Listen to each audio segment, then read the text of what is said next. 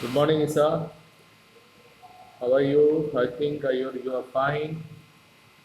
Today we are going to study the next part of the chapter patterns of social inequality and exclusion.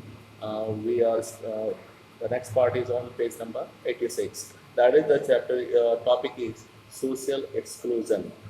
Social exclusion वो है कि जब हम किसी को इनवॉलंटरी तरीके से किसी एक ग्रुप को या किसी एक सोसाइटी को हम अपने समाज से अलग थलग कर देते हैं. It focuses attention on broad range of factors that prevent individuals or group that having opportunities open to the majority of the population. और वो चाहते हैं कि जो ग्रुप एक्सक्लूडेड है उसको हम अपने ग्रुप में इंक्लूड ना करें. यही एक तरह से इंक्लूड ना करना ही एक तरह से उनके लिए दूसरों के लिए सोशल एक्सक्लूजन कहलाता है. In order to live a full and active life individuals must not able to feed, clothe themselves, but also have access. बहुत सारे सोशली एक्सक्लूडेड लोगों में आपको फर्क दिखेगा. जो पैसे वाले हैं, रिच और पुअर, ये एक तरह से अपने आप में एक एक्सक्लूजन का टॉपिक है. और जिस तरह रिच को हम देखते हैं कि उनके पास सारे रिसोर्सेज हो, चाहे एजुकेशन हो, चाहे हेल्थ हो, चाहे फीड हो, चाहे हाउसिंग हो या वट एवर अनदर जो भी फैसिलिटी उनके लिए इजीली एक्सेस होता है. बट जो दूसरा है पुअर है, उनके पास ये चीज़ नहीं होती है. ये भी एक एक्सक्लूजन का एक फॉर्म है.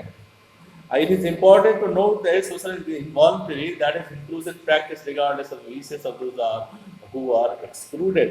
बहुत सारे ऐसे लोग हैं जो ग्रुप हैं वो एक दूसरे को एक्सक्लूड इसलिए करते हैं कि हम उसकी तरह नहीं होना चाहते. जैसे एक एग्जांपल है कि गरीब आदमी जो है वो जाके सड़क के किनारे फुटपाथ पे सो जाएगा. रिच भी सो सकता है जाके, उसके लिए रोक नहीं है. बट वो अपने को उस कैटेगरी में लाना नहीं चाहता है, इसलिए वो अपने को एक्सक्लूड कर देता है उनके लिए. और दूसरे लोग भी एक्सक्लूड रहते हैं पहले से. The truth of such argument, ये कहा जाता है कि this is not mean that the rich and being excluded from access to payments and both the became they are certainly gain access that they wanted to, but they choose not. वो भी जाके, जैसे बात अभी हो रही थी कि जाके वो सो सकते हैं बट वो सोना नहीं चाहते, क्योंकि वो अगर जिस दिन से वो सोना शुरू कर देंगे तो उनका इंक्लूजन जो है वो गरीब पुअर में होने लगेगा, इसलिए वो अपने आप को उसको एक्सक्लूड कर जाते हैं. Social exclusion sometimes wrongly justified by the same logic. It is saying that the excluded group itself does not mean to participate. और इसके लिए एक आर्गुमेंट दिया जाता है कि वो उसमें मिलना ही नहीं चाहते या इंक्लूसिव होना ही नहीं चाहते, इसीलिए वो लोग एक्सक्लूडेड. बट ये सही नहीं है. The truth of such an argument is not obvious when its inclusion is preventing access to something desirable. अभी आप कहेंगे सोने की बात तो दूसरी चीज़ होगी कि बहुत सारी चीज़ों में, चाहे वो एक्सेस टू प्रॉपर्टी हो, चाहे वो एक्सेस टू एजुकेशन हो, चाहे मेडिकल हेल्थ हो, उसमें तो दूसरे लोग पहुंच ही नहीं पाते, इसीलिए वो लोग एक्सक्लूडेड रहते हैं. प्रोलॉन्ग एक्सपीरियंस, इसका एक्सपीरियंस बहुत प्रोलॉन्ग है, बहुत लंबे समय से चला आ रहा है. Inclusive behavior often produces a reaction on the part of excluded when they stop trying for inclusion. और लंबे समय तक जब ये एक्सक्लूजन रहता है तो जो एक्सक्लूडेड ग्रुप है या सोसाइटी है वो भी धीरे धीरे अब अपने को दूसरे में इंक्लूसिव करना नहीं चाहती है. Include for example upper caste Hindu communities, ये समाज में दिखता भी है और आज भी है इतना सारा होने. Upper caste Hindu communities have often denied entry into temples. जैसे आज भी टेंपल्स में जाना दलित के लिए अलाउ नहीं है, या फिर किसी टेंपल का वो पुजारी नहीं बन सकता. और रिसेंट आपके पास एक अभी बहुत 2-4 महीने पहले आपको एक केस आया था सुप्रीम कोर्ट में सबरीमाला का, जिसमें फीमेल्स को, पीरियड वाली फीमेल्स को अलाउ, यानी 10 से और 50 के बीच के फीमेल्स को उसमें जाना अलाउ नहीं था. ये भी एक तरह का डिस्क्रिमिनेशन है और एक्सक्लूजन है. ये into temples, lower caste and spiritual Dalit after decades of such treatment, और decade दशकों तक ये ट्रीटमेंट चलता रहा, उनके साथ डिस्क्रिमिनेशन होता रहा. और धीरे धीरे कि मैं वो वहाँ टेंपल में नहीं जा सकते, या उनको अपने साथ बैठा के नहीं खिला सकते, या अपने कैटेगरी में या अपने ग्रुप में उनको किसी भी फंक्शन या इस तरह के इवेंट्स में इंक्लूड नहीं करते हैं, तो धीरे धीरे वो जो एक्सक्लूडेड लोग थे उन्होंने अपनी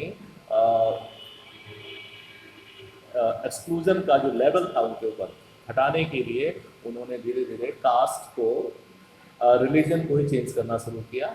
और आप अब देखते हैं और other religion like Christianity, Buddhism and Islam में उन्होंने चले गए, क्योंकि वहाँ जाने के बाद ये जो अपर और लोअर कास्ट सिस्टम जो है वो आपका बुद्धिज्म, क्रिश्चियनिटी और इस्लाम में नहीं दिखता है। After they do this they no longer desire to be included, और जब उन्होंने एक बार रिलीजन अपना चेंज कर दिया, वो हिंदू धर्म में जाने की सोचते भी नहीं हैं।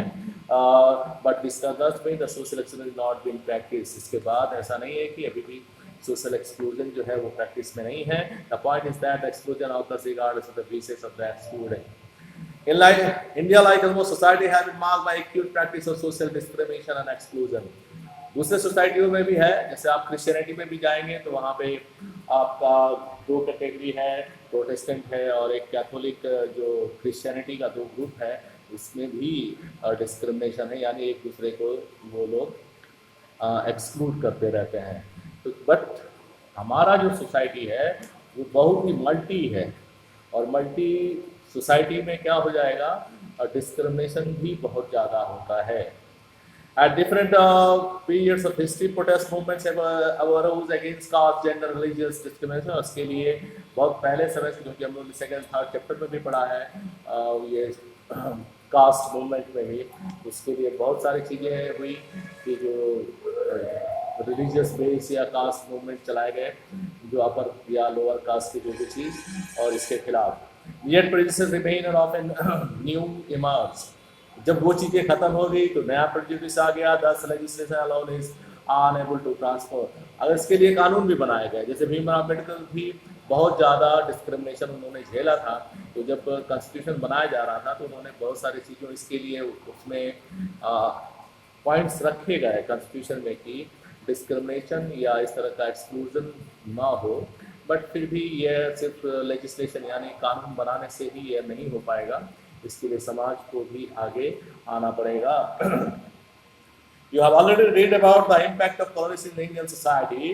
What discrimination and exclusion mean that brought home to even the most privileged Indians at the hands of the British colonial rule। और colonization जब अंग्रेज थे यहाँ पे, उस समय भी डिस्क्रिमिनेशन होता था।